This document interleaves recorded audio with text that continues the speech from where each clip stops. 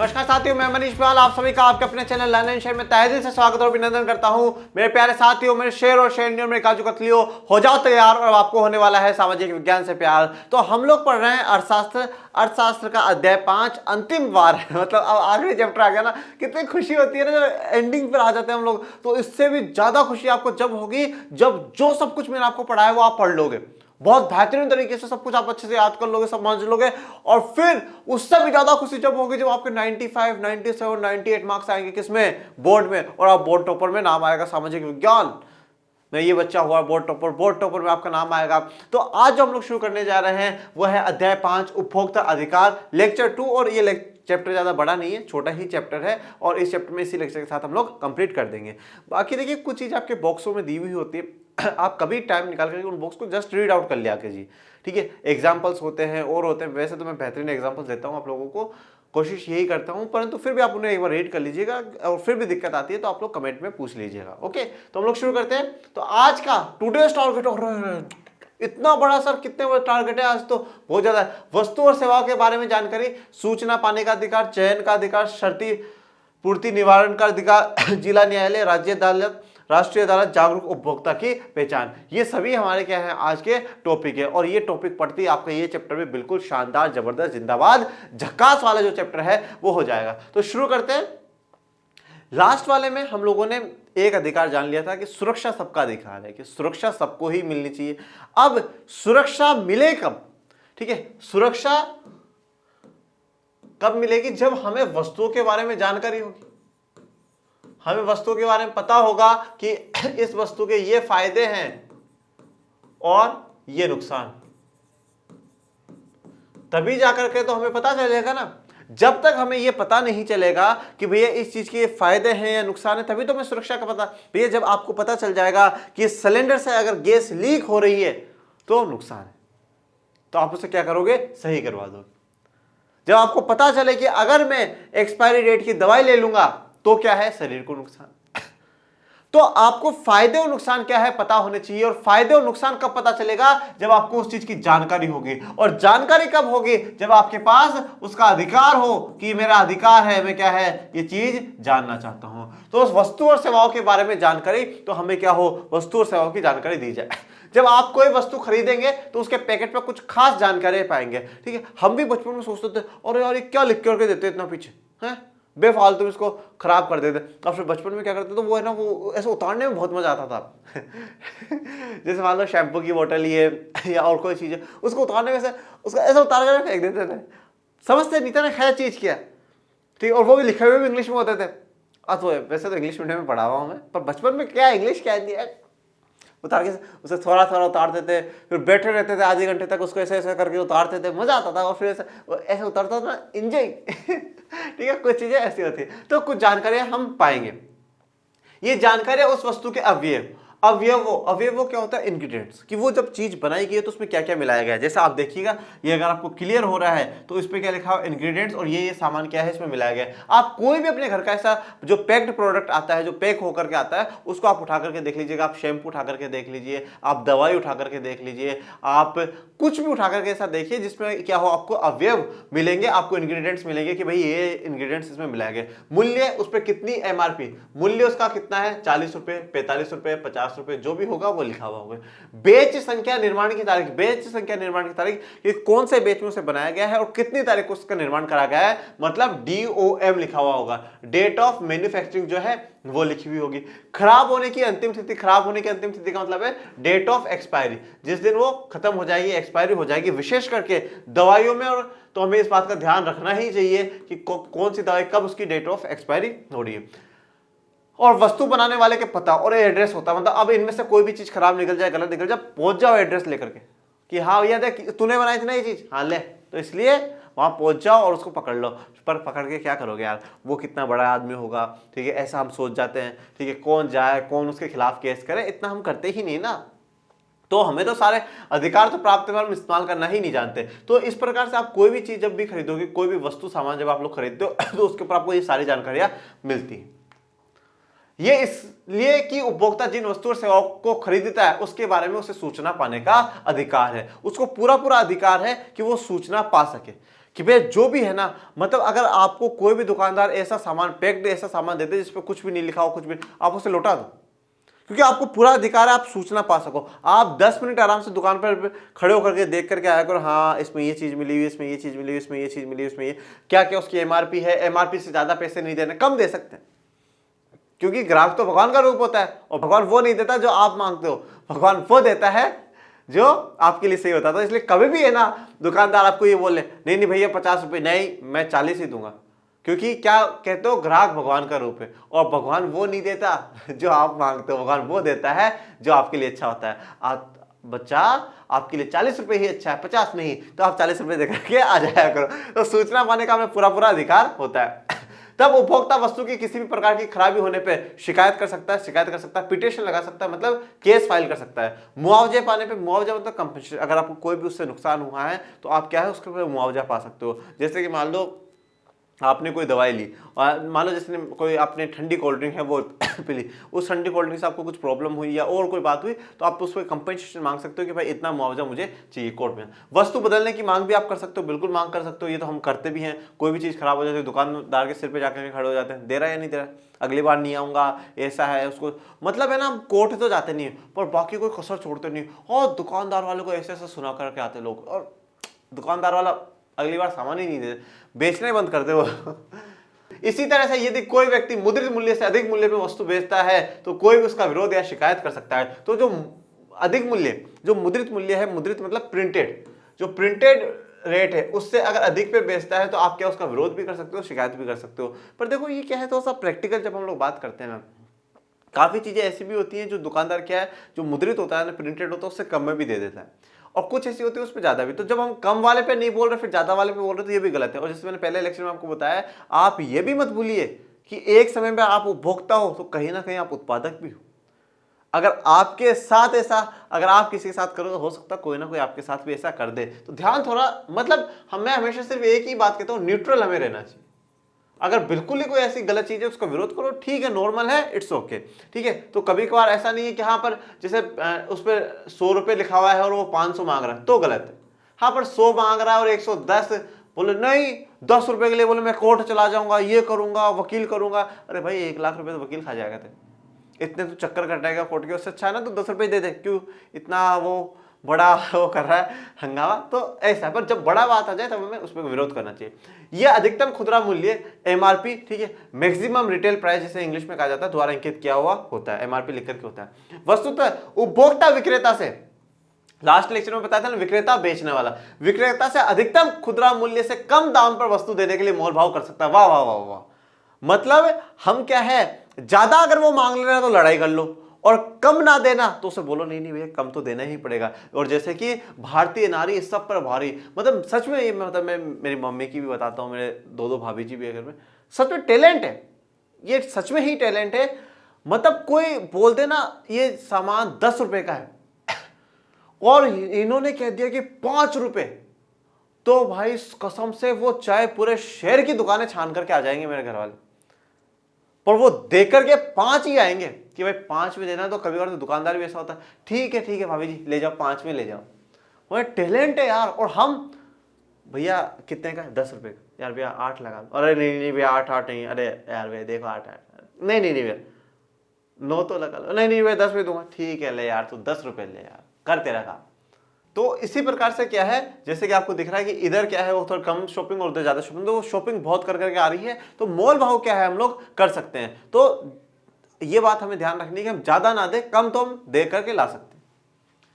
अब आ जाता है सूचना पाने का अधिकार। सूचना पाने का अधिकार, देखिए अभी हमने जो पढ़ा है कि हम सूचना पा सकते हैं, ये सूचना एक पर्टिकुलर प्रोडक्ट को रिलेटेड है, एक उपभोक्ता का जो अधिकार है वो है जो सूचना पाने का अधिकार। अब हम लोग पढ़ रहे हैं जिसे इंग्लिश में कहा जाता है right to information, right to information, और शॉर्ट में कहा जाता है आरटीआई। ये सरकार के द्वारा बनाया गया कानून है 2005 में। सरकार का जब मैं नाम लेता हूं तो संसद द्वारा बनाया कानून है 2005 में, ठीक है। ये जो कानून जो बनाया गया ये 12 अक्टूबर 2005 से देश में लागू हुआ, और इसके तहत ये कहा जाता है जितने भी सरकारी दफ्तर हैं, जितनी भी सरकारी संस्थाएं हैं, जितना भी सरकार के अंडर में है, उसमें आप कहीं से भी जो भी जवाब आपको मांगना है वो आप मांग सकते हो। उसके एक छोटी सी रसीद कटवा कर, शायद 10 या 100 रुपए के अंडर में कुछ होता है, वो आप देकर कह के आप उस डिपार्टमेंट से जवाब मांग सकते हो। जैसे मान लो कि मुझे बिजली विभाग से जवाब मांगना है, तो मैं वहां पे एक अपनी एप्लीकेशन लिखूंगा, उसे ज्वाइंट करूंगा रिसिप्ट के साथ और वो मैं भेज दूंगा। तो उसमें कहा जाता है कि विद इन कुछ टाइम में ही आपको क्या जवाब मिल जाता है। नहीं मिलता है तो फिर आप आगे भी कंप्लेंट कर सकते हैं। सन 2005 के अक्टूबर में भारत सरकार ने, ठीक है, अब अक्टूबर 2005 में आप पूरा लिखिएगा, 12 अक्टूबर में भारत सरकार ने एक कानून लागू किया जो आरटीआई, राइट टू इंफॉर्मेशन या सूचना पाने का अधिकार के नाम से जाना जाता है, और जो अपने नागरिकों को सरकारी विभागों के कार्यकलापों की सभी सूचनाएं पाने के अधिकार को सुनिश्चित करता है। तो सरकारी विभाग, जितने भी सरकारी विभाग है, सरकार के अंडर में जो भी काम है, आप उसकी क्या है जानकारी पा सकते हो, सूचना पाने का आपको अधिकार है। मतलब जो भी दिमाग में आए ना, क्या पूछूं सरकार से, कुछ आए तो जो भी दिमाग में आ जाए ना वही पूछ लो सरकार से। सरकारी विभाग से जाकर के, अच्छा कितने, हाँ चलो आज है ना मैं जाकर के पूछता हूँ, हाँ आपके डिपार्टमेंट में कितने लोग काम करते हैं, कुछ मतलब आपको जो भी सरकारी विभाग से जानकारी चाहिए आप वो ले सकते हैं। परंतु कुछ बातों का हमेशा हम लोग प्रतिबंध रखते हैं, जैसे कि आप है ना डिफेंस में, आप आर्मी की आप जानकारी नहीं पाओगे कि हाँ चलो बताओ कितने आपके पास वेपन्स बाकी है, नहीं, क्योंकि कल को वो ओपन होती है वो गलत है। आप जुडिशरी जो न्यायपालिका उससे जुड़ी कोई गुप्त बातें वो नहीं, कि यहाँ कोई हमारी जो रो एजेंसी है जैसे काम कर रही है, ठीक है, रो है, ये जो भी काम कर रहे हैं इनके से रिगार्डिंग भी आप कोई ऐसी जानकारी नहीं पा सकते हो, या सरकार किसी गुप्त मिशन पे काम कर रही है उनकी जानकारी नहीं। तो जो नॉर्मल है वो ओपन आपको बता दिया जाएगा। ये एक रिसिप्ट की फोटो दिखाई गई है, इमेज है आपको, और आप गूगल पे भी देख सकते हैं।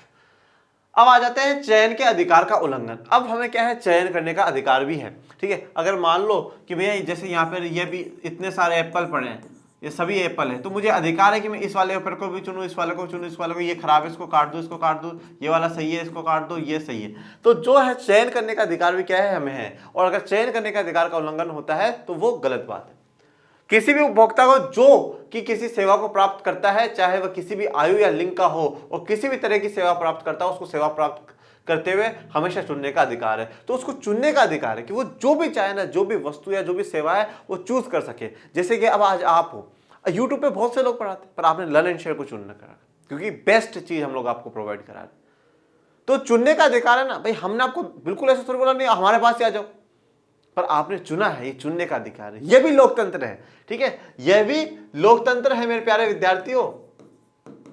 आपको क्या है, चुनने का अधिकार है। तो चुनने का अधिकार क्या है, जो भी सेवा, अब सेवा ही तो है शिक्षा। भैया आपके शहर में इतने डॉक्टर होंगे, पर जब आप बीमार होते हो आप किसी डॉक्टर के पास जाते हो, चुनने का अधिकार है कि भाई मैं उसी डॉक्टर के पास से दवाई लेकर के आऊंगा, क्योंकि हो सकता है उसका आपको रिलीफ जल्दी मिल जाए। इन उपभोक्ताओं को न्याय पाने के लिए कहां जाना चाहिए। देखो अब हमने क्या पढ़ा था, शर्ती पूर्ति निवारण का जो अधिकार है उसके बारे में हम लोग पढ़ते हैं। तो जो अब उपभोक्ता है, मान लो किसी के साथ कुछ गलत हो गया, ठीक है, उसको सुरक्षा का अधिकार नहीं मिला है, उसको चुनने का अधिकार नहीं मिला है, सूचना पाने का अधिकार कुछ भी नहीं मिला, तो वो न्याय पाने के लिए कहां जाएगा, और न्याय पाने के लिए क्या जाना पड़ता है, अदालत। तो अब हमारे देश में क्या करा गया कि जो जितने भी उपभोक्ता है उनके लिए अलग से अदालतों की व्यवस्था करी गई, और 3 स्तरों पर अदालतों की व्यवस्था करी गई। जैसे कि नॉर्मल वाले में भी है, जैसे जिला स्तर की है, फिर राज्य स्तर की है, और फिर राष्ट्रीय स्तर की। जिला स्तर की, राज्य स्तर की और राष्ट्रीय स्तर की। और अगर इन तीनों में भी अगर आपकी सुनवाई सही से नहीं हो रही तो फिर आप सुप्रीम कोर्ट तो जा ही सकते हो। उपभोक्ताओं को अनुचित सौदेबाजी और शोषण के विरुद्ध शर्ती पूर्ति निवारण का अधिकार। देखो शोषण के विरुद्ध शर्ती पूर्ति का मतलब क्या हुआ, जो भी आपको नुकसान हुआ ना उसकी पूर्ति करने के लिए। अब शर्ती पूर्ति में नुकसान का मतलब क्या है, जैसे कि मान लो आपने कोई चीज का इस्तेमाल करा, आपको कोई तबीयत खराब हो गई और कुछ हो गया, उसको खूब पैसा लगा, 1 लाख रुपए लगा, आप 10 लाख का चैलेंज कर दो कि 10 लाख रुपए लगे, मैंने 10 लाख रुपए लाओ।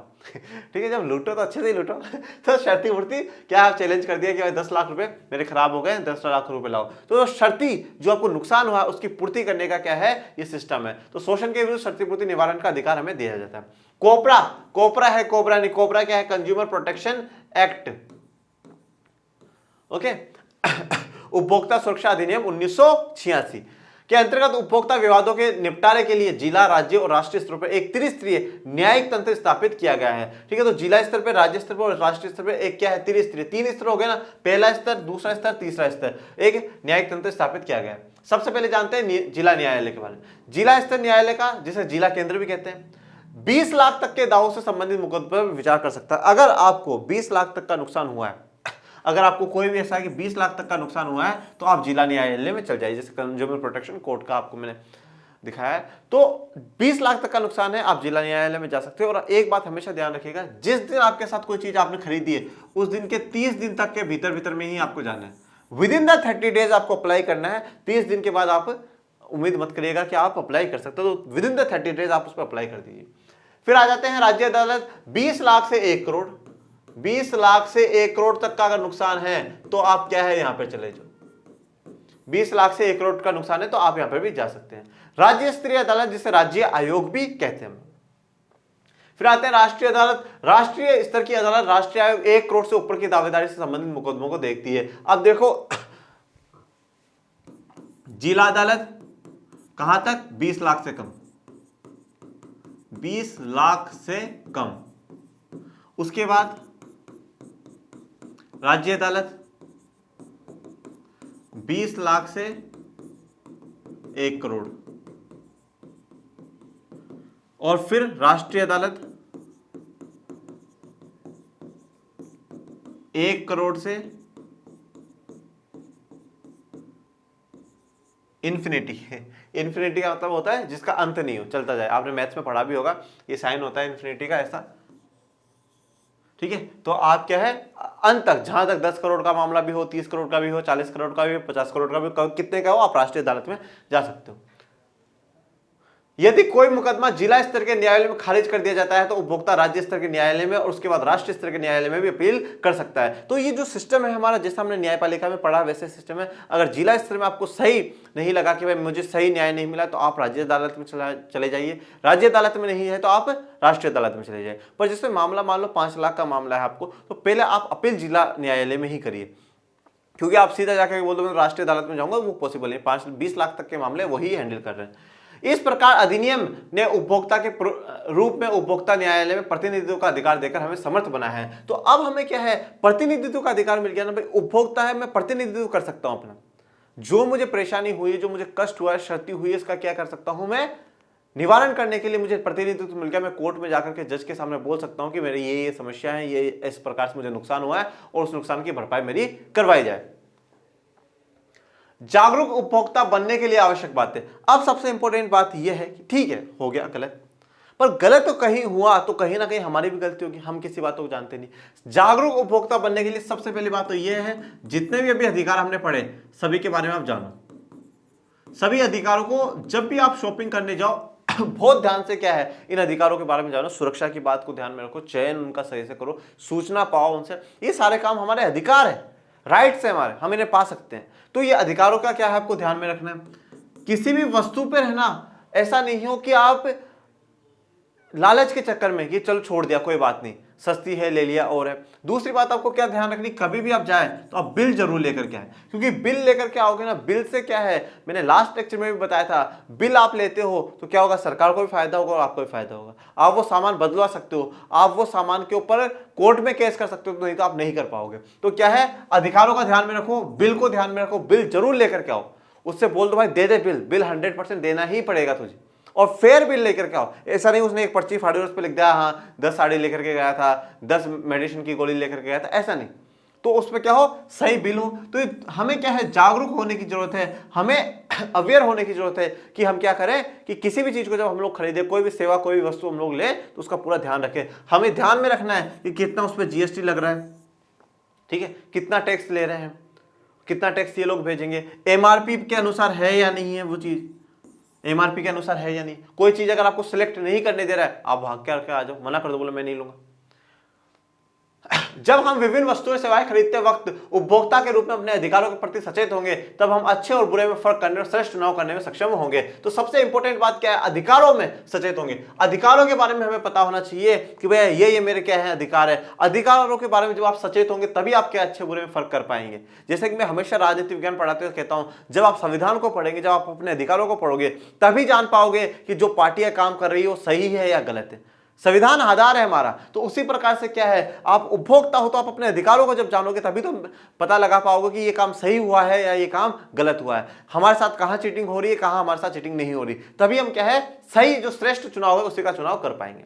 एक जागरूक उपभोक्ता बनने के लिए निपुणता और ज्ञान प्राप्त करने की जरूरत होती है। निपुणता मतलब पूरा एक्सपर्ट, आपको पूरा क्या है नॉलेज होना चाहिए इस सामान का। जब भी आप कोई सामान खरीदने जाओ पूरा एक्सपर्ट, उसका पूरी डिटेल्स निकाल करके जाओ कि हाँ भैया मुझे ये सामान खरीदना है, ये सामान इतना इतना ऐसा आएगा, इसमें ये चीज आएगी, इसमें ये सामान आएगा, इसके ऊपर ये चीजें मिली हुई हैं, उसकी इतनी रेट है, मैंने कितनी रेट दी है, हर चीज आप भागने की कोशिश, डाल दो भैया कितने हुए, 500 रुपये लो, 500 रुपये भाग के आगे नहीं, आराम से हर चीज को एक्सपर्ट पूरा ध्यान में उसको सारी चीजों को देख करके, और ज्ञान प्राप्त होना चाहिए। आप जो भी सामान खरीदो उसके बारे में थोड़ी सी नॉलेज लेकर के जाया करो, आप नॉलेज लेकर के जाया करो। जैसे मैं मान लो फॉर एग्जांपल, जैसे कि मैं कोई मेडिसिन खरीदने जा रहा हूँ, मैं दवाई खरीदने जा रहा हूँ, हाँ तो ये दवाई जो खरीदने चाहूँगा वो इतने रुपए की आती है, उस दवाई पर मुझे ये देखना है कि डेट ऑफ मैन्युफैक्चरिंग के एक्सपायरी का है, दवाई का नाम क्या है सही से, वो दवाई किस यूज में आती है, बुखार के काम में आ रही है, सर्दी के काम में आ रही है, किस काम में आ रही है, पूरा थोड़ा सा नॉलेज लेकर के जब हम मार्केट में जाए तो ज़्यादा अच्छा रहेगा। 24 दिसंबर को भारत में राष्ट्रीय उपभोक्ता दिवस के रूप में मनाया जाता है। तो 24 दिसंबर याद रखिएगा क्या मनाया जाता है, राष्ट्रीय उपभोक्ता दिवस के रूप में मनाया जाता है। क्यों मनाया जाता है, क्योंकि उसी दिन से हमारे जो देश का संसद है उसने कोपरा को पास करा था। किसको पास करा था, कोपरा को, ठीक है, कोपरा तो पास हो गया है, अब आप लोग भी अच्छे अच्छे नंबरों से पास हो जाइएगा। कोपरा को पास करा मतलब जो उपभोक्ता सुरक्षा अधिनियम है, कंज्यूमर प्रोटेक्शन एक्ट है, उसको 24 दिसंबर 1986 को संसद ने पास कर दिया था। पास करने का मतलब आप समझते हैं कि लोकसभा, राज्यसभा और राष्ट्रपति के साइन तक पूरा काम हो गया। 1986 में इसी दिन भारतीय संसद ने उपभोक्ता संरक्षण अधिनियम, संरक्षण भी बोल सकते हैं, सुरक्षा भी बोल सकते हैं, अधिनियम पारित किया था। भारत उन देशों में से एक है जहां उपभोक्ता संबंधित समस्याओं के निवारण के लिए विशिष्ट न्यायालय हैं। मतलब भारत ऐसा देश है जिन्होंने क्या उपभोक्ताओं की समस्याओं को दूर करने के लिए विशिष्ट स्पेशल जो कोर्ट है वो बना रखे हैं। जैसे कि मैंने आपको बताया जिला स्तर, राज्य स्तर और राष्ट्रीय स्तर, ये हमारे देश की जो संसद है उसकी इंटीरियर पिक्चर मैंने आपको दिखाई। अब आते हैं सुधार की जरूरत, कि अब हमें सुधार की जरूरत, जिसमें हर लेक्चर में कहता हूं कि भारत ने बहुत कुछ अचीव करा है, बहुत कुछ भारत ने करा है, पर अभी भी क्या है, सुधार की गुंजाइश है। हमें बहुत कुछ सुधार हम लोग कर सकते हैं। उसी प्रकार से जो उपभोक्ता सुरक्षा अधिनियम है या जो उपभोक्ताओं के लिए व्यवस्था करी गई है उसमें हमें क्या है, सुधार की जरूरत है। उपभोक्ता निवारण प्रक्रिया जटिल, खर्चीली और समय साध्य होती है। जटिल का मतलब क्या है, कॉम्प्लेक्स होती है। ये कागज लगाओ, वो कागज लगाओ, बिल लाओ, तुमने कौन सी दुकान से खरीदा था, उस दुकान पे क्या क्या सामान था, बहुत मतलब है ना जटिल कॉम्प्लेक्स होता है। और ये जब कॉम्प्लेक्स सिस्टम होता है ना तभी इंसान क्या है, बचने की कोशिश करता है। वो सोचता है अरे छोड़ना यार, ले लिए 500 रुपए, ले लिए तो ले लिए, गया काम नहीं। तो जटिल होता है, खर्चीला होता है। वकील करो, पता नहीं कितने दिनों तक फैसला चलेगा, कोर्ट के चक्कर लगाओ, तो खर्चीला होता है और समय साध्य होता है, बहुत ज्यादा टाइम लगता है। तो ये दुख की बात है। कई बार उपभोक्ताओं को वकीलों का सहारा लेना पड़ता है, जैसे मैंने आपको दिखाया कि वकीलों का सहारा लेना पड़ता है। और जब वकीलों का सहारा लेना पड़ता है मतलब आपको खूब जो मोटा पैसा है वो आपको देना पड़ता है कि हाँ भाई आप हमारा केस लड़ो और हमें जिता दो। तो इसलिए क्या है कि इंसान कभी कभार क्या है, जब जटिल प्रक्रियाएं होती है, कॉम्प्लेक्स सिस्टम होता है, तो इंसान बचने की कोशिश करता है। जैसे कि आप सामाजिक विज्ञान में क्या हो, और यार डिफिकल्ट है, बहुत कॉम्प्लेक्स है, ये चीज समझ में नहीं आती, ये चीज समझ में नहीं आती, तो फिर क्या है, बचने की कोशिश करते थे। अरे अरे यार कौन पढ़ेगा सामाजिक विज्ञान, छोड़ छोड़ छोड़ छोड़, बाद में फिर साइंस पढ़ लूँ, मैथ्स पढ़ लूँ, हिंदी पढ़ लूँ, इंग्लिश पढ़ लूँ। तो जब इंसान जटिल, कॉम्प्लेक्स और जब हम चीज़ें इजी कर दे, आसान कर दे, तो क्या होता है, हम उन चीज़ों से प्यार होना शुरू हो जाता है, हम उन सिस्टम को एक्सेप्ट करने लग जाते हैं। तो अगर हमें सुधार की जरूरत यहाँ पर है कि हम इसे जटिल ना बनाए, हम इसे आसान बनाए, कि बिल्कुल इंसान जाए, उसकी एक्सेप्ट हो, ज़्यादा डॉक्यूमेंट ना लगाने पड़े, ज़्यादा खर्चीला ना हो, वकील सरकार खुद प्रोवाइड करा दे सभी को, प्राइवेट वकील करने की जरूरत ना पड़े। ठीक है, तो ये काम होने चाहिए। मुकदमे अदालती कार्रवाई में शामिल होने और आगे बढ़ने आदि में काफी समय लेते हैं। तो ये तो न्यायपालिका में होता ही है कि काफी समय लग जाता है। अधिकांश खरीदारियों के समय रसीद नहीं दी जाती, ऐसी स्थिति में प्रमाण जुटाना आसान नहीं होता। तो हम बहुत सी बार क्या करते हैं, रसीद लेकर के ही नहीं आते। दुकानदार हमें क्या कहता है, अरे भाई साहब यहीं तो बैठा हूं, मैं कहाँ जा रहा हूँ, आप तो मेरे बड़े भाई की तरह हो, आप कहाँ जाओगे, आप जब भी कोई समस्या है आप यहाँ आ जाना। रसीद नहीं देते हैं। तो रसीद और जो बिल है वो आप हमेशा क्या हो ले, रसीद या बिल एक ही बात है, तो वो आप हमेशा क्या है लेकर के ही आया करो। इसके अलावा बाजार में अधिकांश खरीदारियां छोटे फुटकर दुकानों से होती है। तो हम कभी कभार क्या है, सस्ते के चक्कर में छोटे जो फुटपाथ पे जो लोग बैठ करके सामान बेचते हैं हम उनसे खरीद लेते हैं। मैं ऐसा नहीं कहता कि उनके सामान अच्छे नहीं होते, काफ़ी अच्छे भी होते हैं। और एक अच्छी बात है कि वो लोग मेहनत करके कमा रहे हैं, पर फिर भी कभी कभार क्या होता है कि खराब निकल जाता है वो सामान, तो हम कहीं चैलेंज नहीं कर पाते कि ये सामान हमारा गलत आ गया। दोषयुक्त उत्पादों से पीड़ित उपभोक्ताओं की क्षतिपूर्ति के मुद्दे पर मौजूदा कानून भी बहुत स्पष्ट नहीं है। तो अभी तक भी क्या है, जो कानून है स्पष्ट नहीं है। हमारे देश में क्या है, कानून बनते हैं, कानून हर चीज के लिए बना हुआ है। इसमें दो बातें समझिएगा, एक तो कानून क्या है, लागू है ना, लागू सही से नहीं हो पाता, लागू सही से नहीं हो पाता। दूसरा, जो लोग है ना, वो मतलब सरकार अगर यहाँ की सोचती है ना, लोग उसके आगे के पहले ही सॉल्यूशन निकाल लेते। चीटिंग कैसे करनी है लोग पहले ही सोच लेते हैं, पहले ही सोच लेते हैं कि अरे अच्छा सरकार ने ये कानून जारी कर दिया तो मतलब कोर्ट जा सकता है उपभोक्ता, ठीक है तो अब हम इन्हें रसीद ही नहीं देंगे।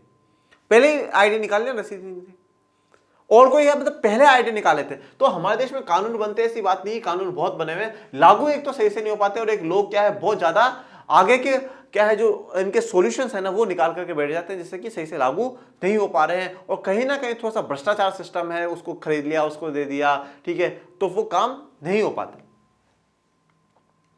कोपरा के अधिनियम के 25 वर्ष बाद भी भारत में उपभोक्ता ज्ञान बहुत धीरे धीरे फैल रहा है। तो 25 वर्ष क्या है, उसको उपभोक्ता जो अधिनियम आया है कोपरा हुआ उसको हो गए हैं, परंतु फिर भी लोगों में जो ज्ञान है, जागरूकता है, वो धीरे धीरे आ रही है। अभी तक पूरी तरीके से जागरूकता लोगों में नहीं आई। श्रमिकों के हितों की रक्षा के लिए कानूनों के लागू होने के बावजूद खासतौर से असंगठित क्षेत्र में ये कमजोर है। तो श्रमिक जो लेबर काम करती है, तो यहाँ पे एक उदाहरण की तरह भी आप ले सकते हैं कि जैसे लेबरों के लिए कानून बने हुए हैं, तो वो भी क्या है खास तौर से ज्यादा सही तरीके से लागू नहीं हुए, खास करके किसमें, असंगठित क्षेत्र में। स्वैच्छिक प्रयास और सबकी साझेदारी युक्त संघर्ष की जरूरत है। अब क्या है स्वैच्छिक प्रयास, स्वैच्छिक प्रयास मतलब अपनी इच्छा से प्रयास हो और सबकी साझेदारी, और सब मिलकर के काम करेंगे ना तभी क्या होगा। देखो क्या होता है, कानून है ना, कानून एक तरीके से डर है, कानून डर है। जो इज्जत है ना, जो रेस्पेक्ट है, वो दो तरीके की होती है। एक इज्जत कैसे करते हैं कि देखो जैसे मान लो कि कोई प्रिंसिपल है आपका स्कूल का, आपके स्कूल का प्रिंसिपल भाई साहब बहुत खूंखार है, आते ही देगा चाटे चाटे चाटे चाटे मिला मिला करके चाटे, तो उसके सामने क्या, hello sir, sir hello hello कैसे सर, गुड मॉर्निंग सर, सब गुड मॉर्निंग। ये जो इज्जत है ना, ये डर वाली, और पीछे जाता है काय कर रहा है प्रिंसिपल, बैठ, उसको पढ़ाना ही नहीं आता, उसको किसने बना दिया प्रिंसिपल। ये क्या है, ये डर वाली इज्जत है। और एक इज्जत क्या होती है, कोई जो आपका टीचर है बहुत फेवरेट है, अब वो टीचर जब आपके स्कूल में आ रहा है आप खुश हो जाते हो, आप पीठ पीछे बुराई नहीं करते, आप बिल्कुल मतलब भाई सर आ गए, मैम आ गई, वो दिल से इज्जत है। इसी प्रकार से क्या है, जो कानून है ना, कानून डर वाली इज्जत है। जब पुलिस आ जाती है, भाई तुमने उस उपभोक्ता के साथ गलत करा, अरे साहब साहब साहब, मालिक मालिक मालिक मालिक, नहीं क्या है, पुलिस को सेटल कर देंगे। कानून डर वाला है, और इज्जत हमें क्या है, ये होनी चाहिए कि मन से हो। तो और मन से जो इज्जत है वो लोगों में क्या हो, खुद में सुधार है, लोगों में खुद में सुधार है। और लोगों में खुद में सुधार आने का मतलब है उत्पादक भी सुधरे और उपभोक्ता भी सुधरे, उत्पादक भी सुधरे और उपभोक्ता भी क्या हो, सुधार करे। दोनों जब तक हम क्या है मन से नहीं कर पाएंगे, मैं आपको लोकतंत्र में, राजनीति विज्ञान में हमेशा यही पढ़ाता आया हूं कि जब तक लोग अपने आप में सुधार नहीं लाएंगे ना, तब तक कुछ भी नहीं हो सकता। सरकारें सब कुछ ऐसे ही चलता रहेगा, लोगों को क्या है परिवर्तन लाने की जरूरत है। जब तक लोग अपने मन से नहीं सुधरेंगे ना, आप कितने ही कानून बना दीजिए, कुछ भी नहीं हो सकता। कानून सिर्फ डराने के लिए है, ठीक है, कानून में, और कानून से बेचारा डरता कमजोर इंसान है। तो लोगों में सुधार है, स्वैच्छिक इच्छा से ही युक्त संघर्ष की हमें जरूरत है। तो इसी के साथ आज हमारा जो चैप्टर 5 अध्याय 5 उपभोक्ता अधिकार है वो खत्म हुआ। इसी के साथ अर्थशास्त्र भी खत्म हो गई, ठीक है। तो अब आप बेहतरीन तैयारियां करते रहिएगा, कोई भी प्रॉब्लम है आप कमेंट बॉक्स में पूछिएगा। ज़्यादा से ज़्यादा अपने चैनल को लाइक करें, शेयर करें, सब्सक्राइब करें। Thank you so much. जय हिंद, जय भारत।